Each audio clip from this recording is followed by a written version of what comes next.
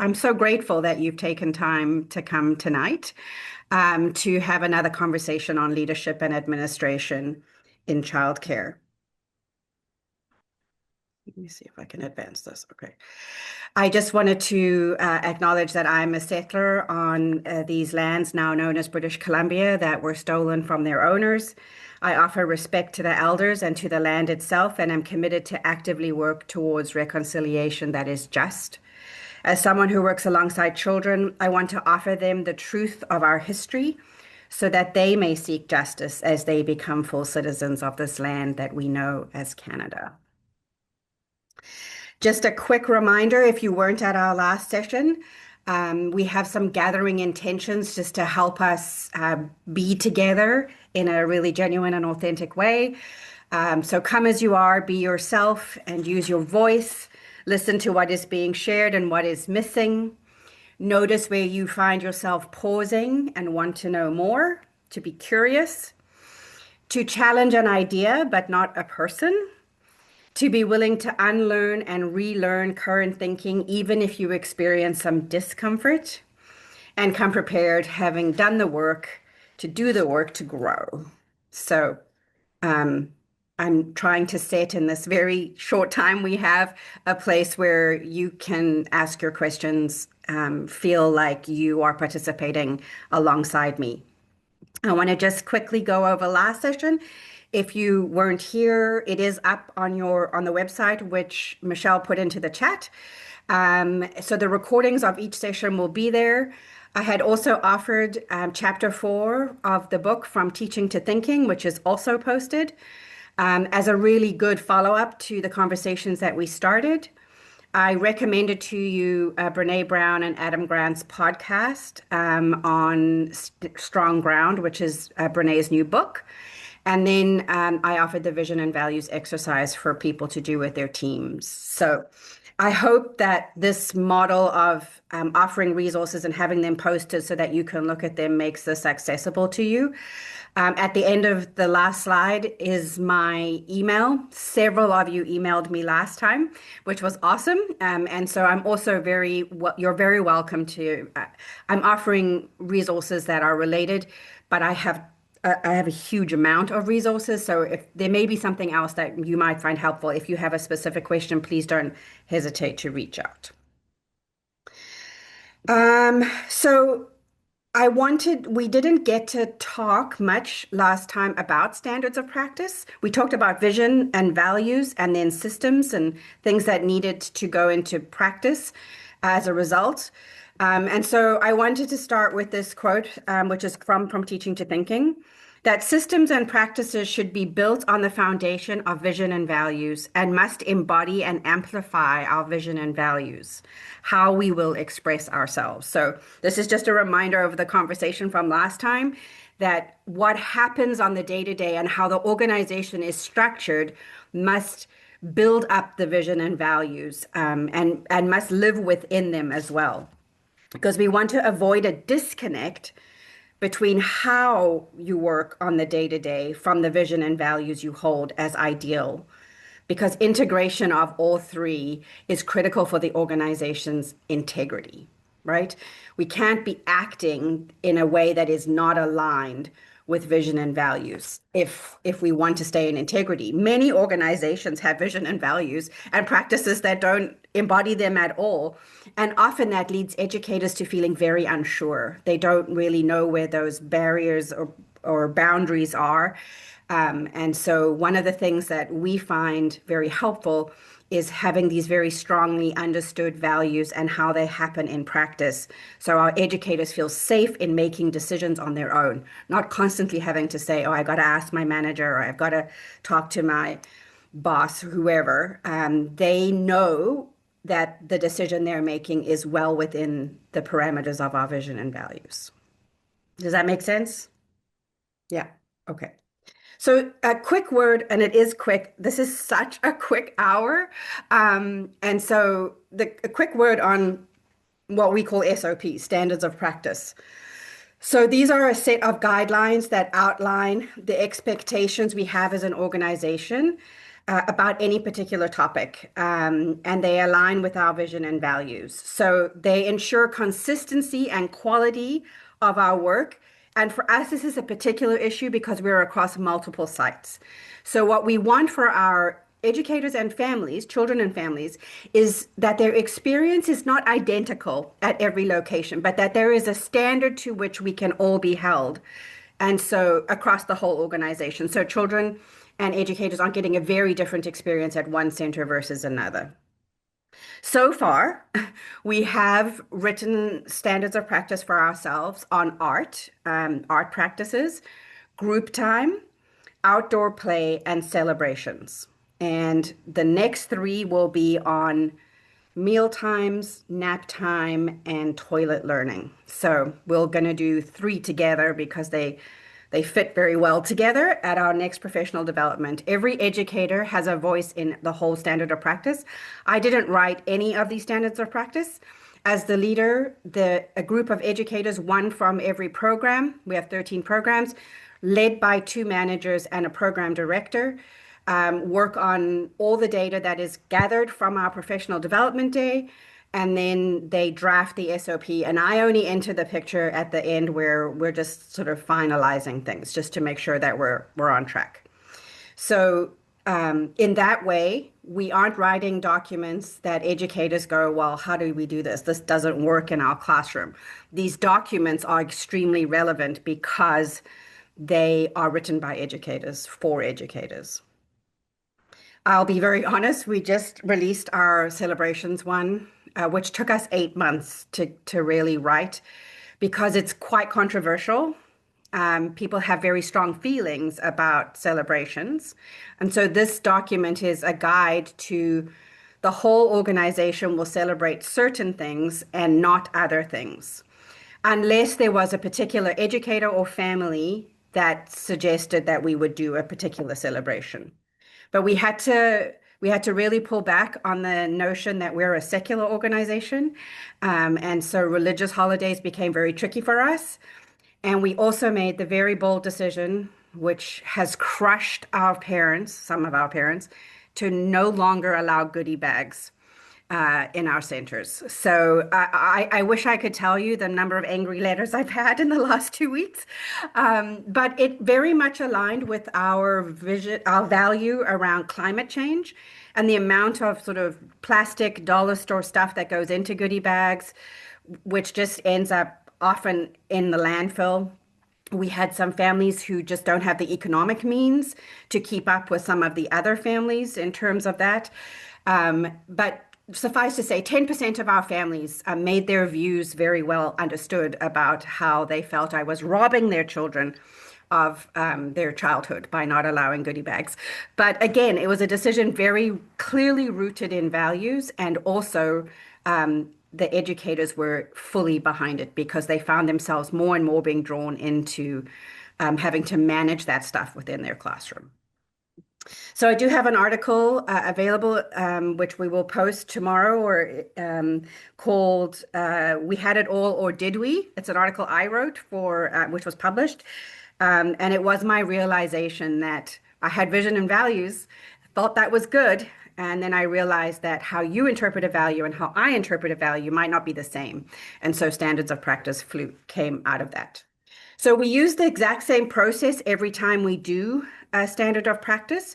We always foreground, I'm going to use the example of outdoor play. We always give our teams an experience that is linked to the standard of practice that we are writing. So when we were doing outdoor play, in the morning of our professional day, the teams were all sent to a designated outdoor space within our city. So that's where they gathered. We bought them all rain jackets with our logo on. Everybody got a rain jacket, and out we went. They were offered a time to reflect in nature.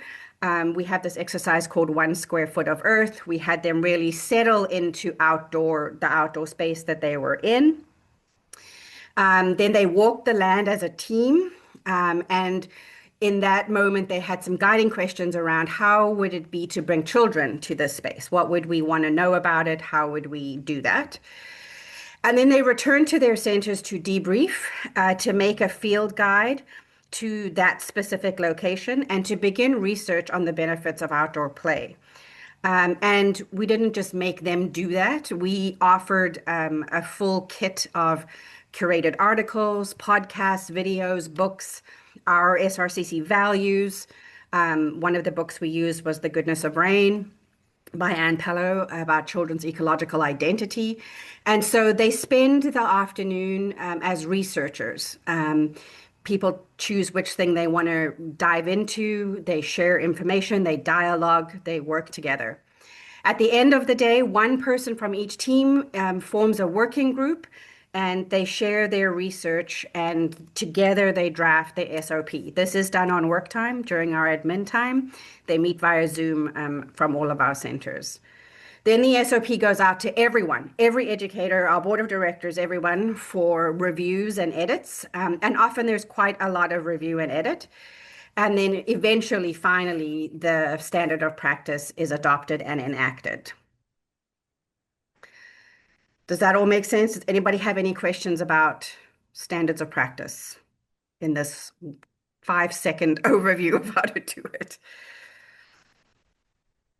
All good. I'm going to just trust that if you have a question, you're just going to unmute and call my attention. Okay. So tonight, the thing we're going to try and make some sense of, which is if you're like me and you have 70 early childhood educators, you're doing recruitment and trying to keep everybody until they retire. So we're trying to do that. And so I'm just going to go through some key practices that have worked for us and some key moments within this recruitment to retirement time that we want to maybe pay some attention to. So again, we are going to do a fairly quick gallop through this. So if I'm going too fast or if there's something you need to know, just stop me. All right. So first, contact. It's actually your job advertisement. I don't know in the Kootenays where you're putting those. Here in the Lower Mainland, we're putting them on ECEBC's website. We're putting them on West Coast Child Care Resource and Referrals website. But how you write a job ad and what you say about yourself in that ad is the first critical foundational step in your recruitment process. And I'm sure you've read a lot of job ads and you've seen how people have crafted them well. It can be tricky if you're having to fill in a predetermined form. Some of these websites only allow you to do that. But I think this is a place where you want to say very clearly who you are, because you don't want people answering your ad who aren't going to be the right fit for you. So if your philosophy is play-based, regio-inspired, you really want to say those key words in your job ad so that it's actually used as your initial screening. Because somebody who's strongly Montessori then will read that and say, no, it's not for me, right? So it is important also, I think, as a childcare leader in a very competitive market, to not also over disclose. You want to say something like a comprehensive and competitive package will be offered to the successful candidate, which you might want to highlight a couple of things within that you really think will bring people. But I think if you share everything, you also tip off all of your competitors to what it is you're offering. So some websites require you to put in a salary range.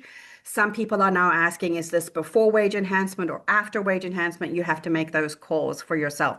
But I think it is something, a job ad isn't actually something you should leave just to chance. It's something that a little bit of, and once you've written a good one, you just reuse it and reuse it. Well, I do anyways. So someone reads your job ad and they decide to apply.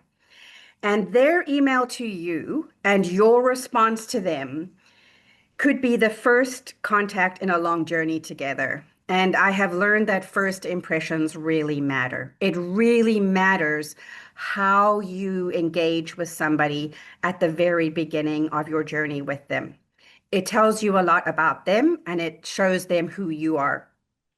I will say that lately, in the last couple of years, we are seeing resumes come to us that are written by AI and they sound amazing. And so we have um, started to have a telephone follow-up so that we can ask a couple of clarifying questions with the candidate before we decide to interview or not interview, because I feel like we can't rely necessarily on the veracity of every resume.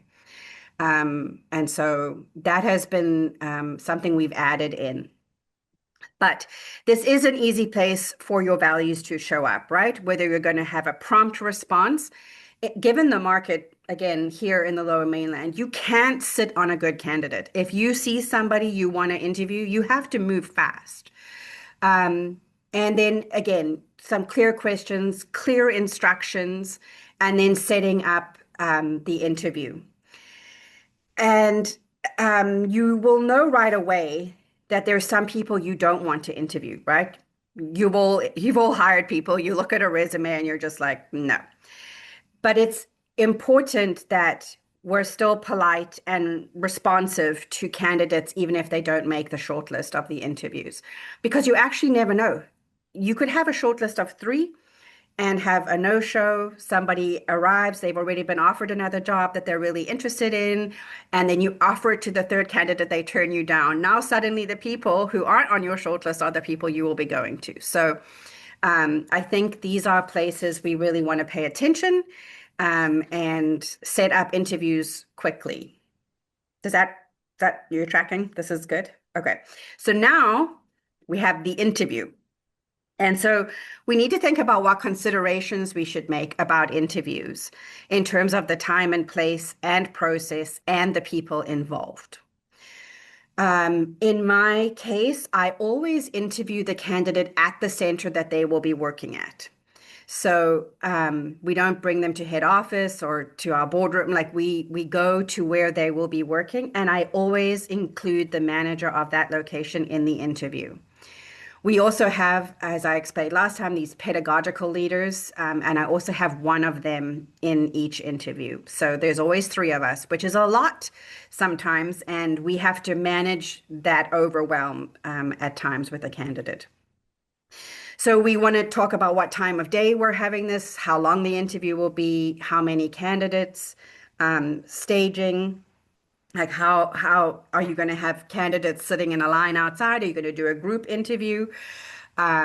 We always offer candidates a tour of the center, usually after their interview, so they can start to process the questions that they've been asked, and they have time to walk around, and then they often come back with more questions. Yeah, the people in the room, etc. So the setup of an interview is important.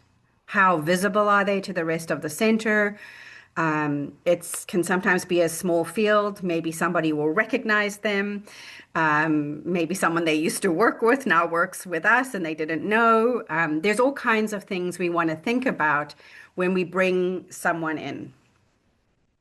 We obviously want to be professional and kind, and we always use a standard set of questions. So I do have that if you're interested in that. I didn't think about offering that as a resource, but if you're interested in a set of questions, I use the same exact questions in every interview.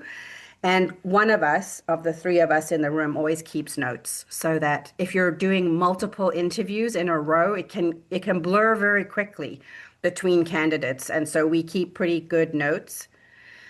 We've learned over the years to ask what are it's this is that you can research behavioral questions, and so we would be asking questions like how would you do something or when did you do something? So not theoretical questions, but questions that help the candidate to tell us a real story about what they have done instead of inventing how they might have might do something in the future. We really want to know how they've handled certain situations. Um, we want to um, we want to show gratitude at the end of the interview, right?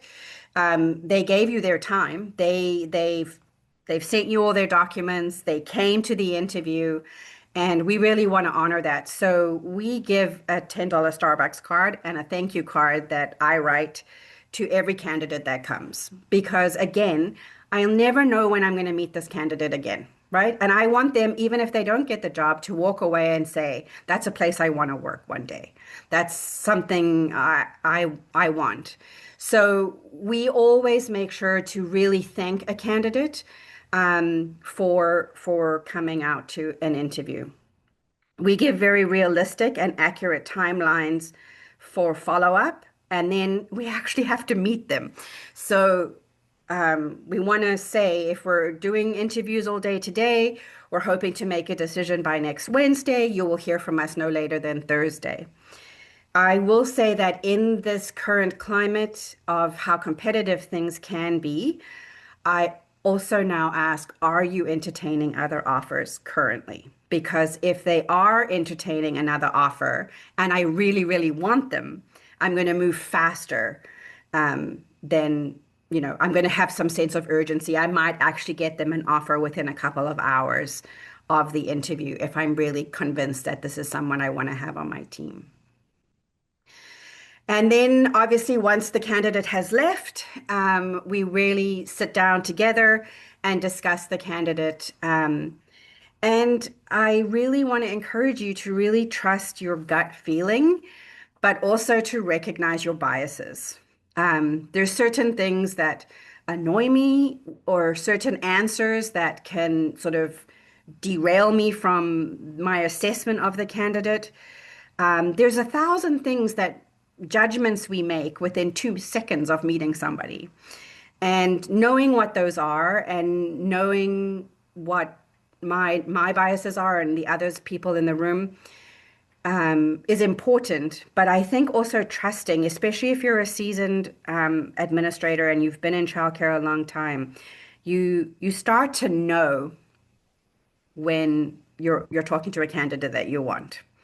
And so I think there's a there's something about women in our industry that we sometimes don't trust ourselves.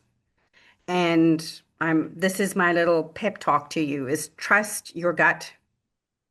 A lot of times a really excellent candidate can be a really excellent candidate, but the wrong fit for this particular team. And so, although you might know how I really want to hire this person, but they're really not going to work in this particular job, I'm actually often very transparent about that with the candidate in the interview. I'll say, I really would love to have you on my team, but I don't think this is the position that will work. But I'm wondering if you're open to subbing or, can I contact you again if something else that is a better fit for you comes up? I really want to make sure that people know that I'm keen to stay in touch. So they've had the interview and now they're hired. Um, so you want to consider who makes the offer and how the offer of employment is delivered. And this is a place to have legal help to draw up contracts that are legal and fair and meet BC employment standards. We invested early in this, and so we have a very standard offer letter that goes it's 3 pages long because it goes through all the things that we are offering. And so we have an HR director, and she would send the offer. I never decline my number 2 and number 3 choice until I have a signed offer. Because you just never know. Even if somebody is so keen in the interview and you think for sure they'll take the job, you really just don't know 24 hours later how they're going to feel. So I always make the offer and get it accepted before I let anybody know who's further down the list. We obviously want to be here as clear and specific as possible about all wages, benefits, and working conditions. This person needs to have time to read that this is a rotating shift. These are the shift times. This is when you will be paid. This is when wage enhancement is paid out. This is what you can expect after probation. All of those things need to be spelled out as clearly as possible because they will be signing this document as an acknowledgement that they understand it. So we can't omit anything in this document that is really important. We obviously want to be friendly and welcoming at the same time as getting all this paperwork in, because this is an important step that you and the educator are taking together, right? They're taking a risk on you, you're taking a risk on them. You're deciding to come together to do this work together. And so they get the letter, they have to sign it and send it back. And yes, that's a very transactional moment, but there are ways to really humanize that and to start letters with like, welcome to our organization. We're so delighted that you're joining us. We really want to try and not just make this about a contract. And then to be really clear about next steps, there's quite a bit of paperwork that needs to be done, as you all know, direct deposits, criminal record checks, medical clearances sometimes. We need to get all their documents. We have to do reference checks, all of that. And again, we just don't want to lose the human touch in all of that administration. And sometimes, if you're unlucky, this has to happen pretty rapidly. Maybe you're interviewing somebody and they're actually going to start like in 5 days if they're available. Some people have to give notice at their current job, so you have a couple of weeks and you can do this more gradually. You and I both know that getting a criminal record check can take 2 days, 2 weeks, 2 months. Like it's so variable over there. You want to not have any of these things be a hindrance to your candidate starting on time. All good? We're in the second half hour already. I just want to offer this idea of parallel practice. We do this all the time. It's offering to educators experiences we hope they will in turn offer to children and families. And so, in this idea of recruitment and retention, one of the things we believe for children is that gradual entry is key and important. And so if we believe that, then I also believe that gradual entry is important for educators. And so as much as is possible, we want to have the new educator in the program, not in ratio, for as long as we can afford, either financially or by time. So I am right after this session heading to the retirement dinner of one of my managers who's been with us for 26 years. And the replacement for her, the person who is taking over that center, has been with her for 2 weeks. So not in ratio, just being in the program, meeting the children and families, understanding the staff, getting herself acquainted with everything. That also comes from a place of values, right? We believe educators should be supported and helped to be successful in the same ways we hope children will be successful, and all the ways we support children. As a leader in an organization, I want to do the same for our educators. So day one rolls around, and so the manager or supervisor, whatever language you use, should obviously be in touch beforehand to ensure that all the paperwork is in, and then also discuss the first day shift, where to park, and who to look for on arrival. I'm absolutely, I'm very adamant that no educator should walk through the door on their first day and feel like they don't know where they're going or they don't know who to ask for. This is a moment to welcome someone onto your team, and it is a critical moment. If this day goes badly, it's very hard to get over. It's very hard to recapture a bad first day. So we require our managers to be present. If a manager is, say, on vacation, it happens. Then one of our program directors would be there on the first day to welcome them in. There's a spot with their names on the shifts already. Like this is somebody's welcome to the center. If at all possible, the new educator would not be in ratio on day one. And as we have just said, I do have a handout which I will send to Michelle to post, but we actually have a specific timeline for new employees for the first 24 weeks. And so there's very specific things that have to happen in a very specific order um, for for the first 24 weeks that someone is with us. The key now as a leader is supporting the new ECE or ECEA to learn the job whilst they are doing it, which is so not easy. It's learning to fly an airplane while you're already in the sky, right? All of those analogies are true. Imagine, how hard that is. I'm sure some of you were put in that position of having to learn a job whilst you're doing it. And so sometimes the educators in the program already um, want someone to be perfect, like right off the bat. Just come in at full tilt. They're tired. They've just lost a colleague. Maybe there's been a sub in there for a few weeks. They're not always at their most optimal, welcoming selves. And it's something we really need to work on with our teams and for them to understand they are part of the retention of a new employee, that they are critical on the team in welcoming somebody. And so one of the ways we do this is not assigning one person to mentor or buddy with the new employee, but we have educators take on an aspect of the program to be the person to help the new person out with that. So maybe I'm going to help you understand our art practices. Maybe I'm going to orient you to how we do, the fire drills and whatever. The educators decide who's going to share what information so that everybody's invested in helping the new person. We also are really clear that we don't do all of this on day one, that we are one of our key values is that relationships are important. And so for the first week, what we want to see is our new educator being offered every opportunity to build relationships with the children, families, and other educators. Don't expect perfection. Be patient. Offer resources and time to learn the routines and the families and the style of each team member.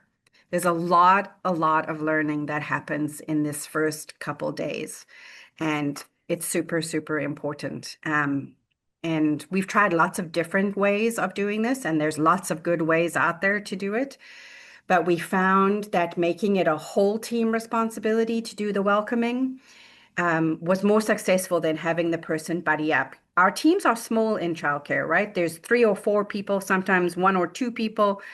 And sometimes when you have one person assigned to the new person, alliances form that can sometimes cause some drama, right? Because then that person only relates to that one new person that they've just have a strong relationship with and not everybody. Maybe they understand the person they were buddied with is the leader when that isn't actually the case. So of course you'll find your way. This is a way we found to make it a more democratic process. So as a leader in this moment, these early days, we obviously want to stay close, like really dialed in to what's happening. We want to check in both formally and informally. We have set out for our managers what they are required to do in the first 3 weeks. They're required to have coffee with the new educator in the first week. They are required to take them out to lunch by week 3. We have it all like really set out.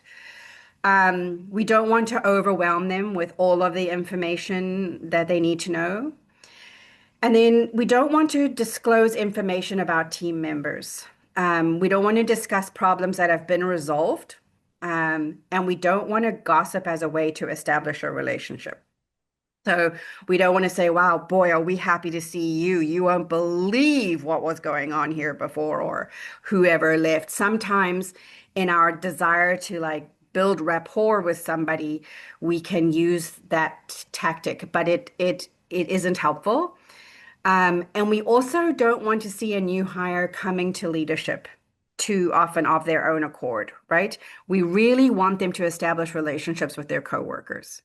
The thing that will burn you out as a leader quickest is if nobody talks to each other and nobody will work with each other and everybody expects you to be the mediator and the one who's helping everybody get along. It's really important for a new hire who maybe comes to you on day 3 or day 4 and has a question for you to push them back into the classroom to talk with their maybe you go in and facilitate that conversation. Maybe you offer some ways that that can happen. But if you see a fracture at the very beginning of this educator not wanting to talk to their coworkers, that's a problem and something to be dealt with earlier than later. All right, so probation. So this is pretty standard, right? In most jobs, it allows both parties to establish if this working relationship is going to work. It allows the employer to terminate the employee with or without cause during the stated probationary period, with some very big caveats. And honestly, this is a place to get legal advice. We do a mid-probation check-in to allow the new hire to be guided in areas where they need to improve and where there are potential concerns. Write it all down, especially if there are concerns. You have to document, even in a probationary period. If you're going to let somebody go, you still need all the documentation. The minute in a probationary period, and ours is 6 months. So, if in month 2 or month 3, we're seeing somebody's not settling, there's conflict, there's misunderstandings, there's no output in terms of our pedagogy, like we're going to start to really document that. We're also going to rush some triaging support there. We're going to make sure that, maybe we do have their manager meet with them weekly to help them. We're going to give them a journal and some prompts. We might offer some readings. We're really going to give it our all, but we aren't going to pretend there is no problem when there is a problem. Because once you pass probation, terminating an employee becomes a cost to the organization, financial cost. So this is a point, but also the employee must know, just out of a moral obligation, an ethical obligation. You can't call somebody in the day before their probation is up and fire them, and it comes as a surprise to them, right? Not acceptable. We would all agree. So we really, if we are concerned by mid-probation, we're going to start to articulate that to the employee. There are some areas we aren't seeing the growth that we were hoping. Here's some things we're going to do to help you get better at that. Um, and then the educator has to do the work. So if it looks like we're headed for goodbye, then it shouldn't come as a surprise to anybody. Okay, there's always the first bump, right? The first moment where there's a conflict or the new hire makes a mistake or a misstep. It happens. It's life. I've seen it many, many times. And it is how it is handled that is critical. And this is another place for values to show up. We obviously want to be kind, no matter how bad the issue is. And I've written here, unless child health and safety was compromised, but there's actually a way to be kind, even in the most difficult of circumstances. If it is something less than that, they've said something out of turn or they said a child's name when they were talking to a parent that wasn't that child's parent, whatever it is, they fed, they forgot to give a bottle, whatever the situation is, it can always be a learning moment. And so we trying to develop a culture within our organization where we see mistakes as opportunities to grow and learn. But it will be a devastating moment for the educator who makes the mistake. I've been there, I've made the mistakes myself. It's horrible and horrifying. And so if we're angry in that moment, maybe justifiably, we just compound that shame and that anxiety and we can potentially derail any opportunity for learning. So as much as possible, I've actually learned this over the years. I can actually be really calm in these moments, even if inside I am like raging. But I do know that when we're kind and we help people to work through it, we can actually see a stronger educator at the other side. We obviously want to be clear and communicate as broadly as needed. I think sometimes we over communicate in our field. I think if this issue happens in the infant program, only the infant program parents need to know, not the whole center's program, all the parents. I think, sometimes we want to deal with an educator or the two educators that are involved. Not everybody on the team has to know. That is a decision you will have to make.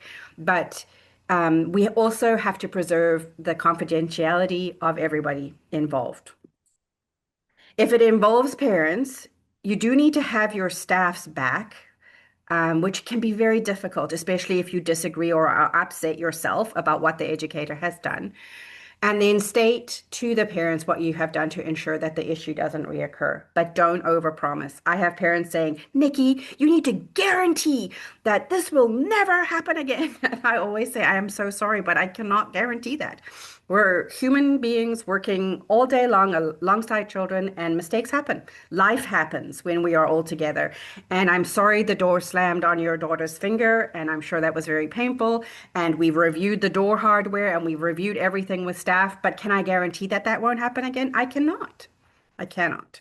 So, we want to be sure about that. We want to reassure the new hire that mistakes will happen and how we handle them is what matters most. Some early childhood educators have never had to apologize to a parent for something that has happened. Sometimes an apology is needed. Sometimes the apology is just like, I'm so sorry this happened. I'm so sorry this happened. I feel terrible about what happened. I've seen mistakes made by people to say, lawyers say, don't admit to anything. I think you can still hold your integrity without compromising your legal status.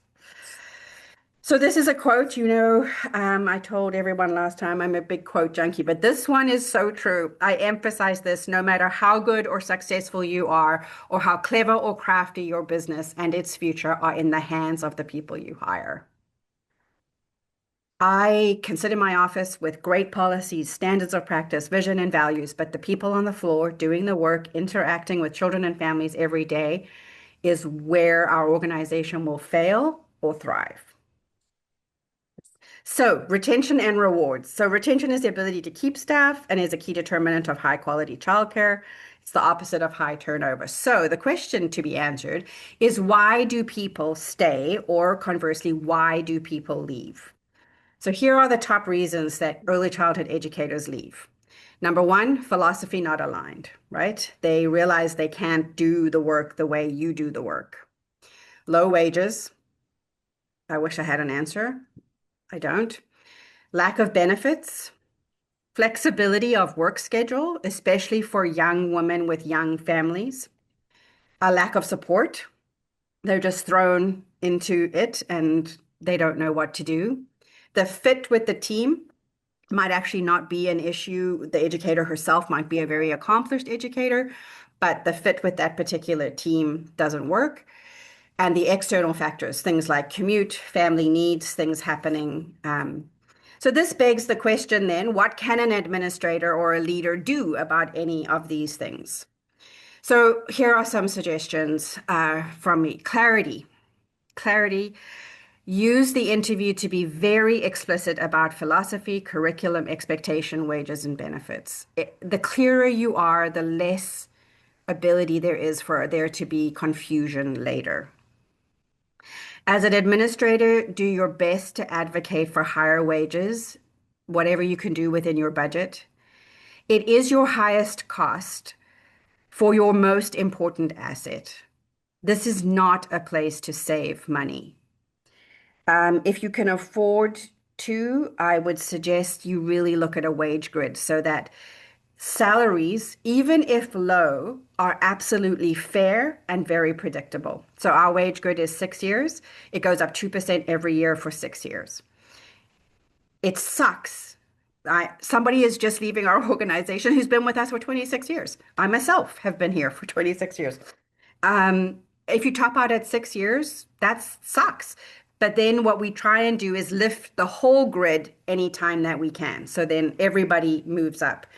If you're $10 a day, as I am, you have very little room to move on wages, which is why we fought tooth and nail against the operating funding model, which has now been scrapped, and we're back to trying to convince government that that wage grid has to be a lot higher. We want to do the best we can around benefits, weighing the impact versus the cost. So sometimes low cost benefits have really high impact. So our educators all get their birthday off as an additional recognition of the day that they were born and what they brought to this world. And it cost me 1 day of subbing. Obviously, across the whole organization, there is a cost, but I can't tell you how much of an impact that has on our educators to know that they matter enough to us for us to give them their birthday off. Low cost benefit, high impact. We also offer a very low cost health and wellness benefit within our comprehensive package. It's like $40 a month towards educators' personal health and wellness. We don't police it. We don't ask how they spend it. We just put it on their check. It's almost nothing. It's $40. But they understand that as a commitment from an employer towards their health and wellness. It also makes them think about their health and wellness. If a new pair of shoes is your health and wellness, well, fine, no problem. We don't ask how you spend it. Some people use it towards their gym membership. I don't care how they use it. I want them to know that it matters to me, their health and wellness. If you can't do a pension, I cannot, then consider a matched RRSP and start where you can and build from there. We used to only match $200. We now match $800 for entry-level employees and up into the thousands for senior employees. So we started actually at a retirement dinner for an educator. I sat around this table and I felt so ashamed that this person, after all their years of service, was leaving us with really no retirement savings, nothing from us, right? No pension, no RSP. And I vowed at that moment, never, never to again. And so we just started where we could. It was very, very little. And it's just grown over the years and we've built it into our program. So these are some things that I think really help people to understand as a leader, as a manager, you're really working towards seeing them, that they matter. And that's what people want in their employment is to know that they matter. I'm not going to stop here on these quotes because we're almost out of time, but they'll be on the PowerPoint when you'll see it on the portal. But I wanted to offer some further thinking. So one of the things that has really helped me is to think outside of the field when it comes to recruitment to retention. I follow both Simon Sinek and Adam Grant on Instagram, and I have read all their books. There's so much wealth of knowledge about human resources and about working with teams that are out there. Our whole team, our leadership team, used Adam Grant's book, Think Again, as a book we studied together. We did like a book club. And we found that really helpful to change our mindset on mistakes and when things, with how to rethink about something, especially some of our educators who've been in the field for a really long time need some incentivizing to change their mindset, change how they think about things. I will offer the SRCC onboarding module, just the 24 weeks, but it's obviously a very dense document. Our onboarding module is it's a binder. But I'm happy to offer that for those of you who have any interest, but you'll need to email me if you want that, because it is such a big document. I can't post it into the portal. But you're welcome to email me at any time for dialogue or resources. I did see a couple of you ask for the interview questions, so I think I'll just send them to Michelle and have her post them so that you'll be able to grab them off the portal. And as I said, with that, I am off to a retirement dinner from one of our managers who I've worked alongside with for 26 years. So recruitment, I am so sad to see her go. I have had some of my best moments in my career with her, and I have lived my worst moments of my career alongside her. And I think that's part of the tremendous joy in our field is that when you find people that share your passion for this kind of work and you do it together over the long haul, there's such a richness of connection and reciprocity there. And so um, I'm desperately sad to see her go, and I'm super excited to see a young new manager in that position and to see what can happen in that same space um, with new thinking and new energy. And so that's the cycle from recruitment to retirement. I know this was quick. I'm happy to take any questions if you have any. Um, and otherwise, you will see all of this online. Nikki, I'm curious how long your interviews tend to be if you're, asking good questions, but also being explicit about the program. Um, an interview with a good candidate can take 30 to 40 minutes, and then a tour after that. So we space them out at around 45 minutes. I will be very honest that if an interview is going very poorly and it's really not going to be a candidate we're interested in, we have I skip a question and go right to the end, and everybody in the room knows this is the end of this, and so it goes quicker. So we take turns. I generally start. I hand the candidate a document, just a one pager with all the pertinent details on it. And I just say, this is what we're offering, but it's too much to go through in this interview, but you're free to take it with you. And if you have any questions, you can be in touch. And I also asked them to keep that document confidential because it is the offer. And often they will take it and then they'll come back with a question if they're the candidate or even if they aren't. And then we go right into the questions. And I usually start with, why have you applied for this position with us today? And then we go from there. And then generally, our pedagogical leader asks the pedagogical questions. The manager on site asks the questions around teamwork and working with families. And I end with some general questions and I often, if I'm invested in a candidate, that's when I start giving some real explicit details. If I really want this person, I'll start to really talk. But if I'm not that interested in this person, then we'll just wrap up with a fairly lowball question and we're out. You get a sense after so many years of doing it, pretty quickly. I'm sure you do too. Mhm, mhm. Okay, thank you. Thanks for the question, Kate. Appreciate it. Mhm. All right, folks. Whew. We're done. Unless you have any more questions, feel free to email me anytime about any of this. I don't remember exactly what our next topic is, but I've set all of them until June. So we're good to go. So join us, bring more folks. Lots of people signed up tonight, but not everybody was able to make it. Have a great evening.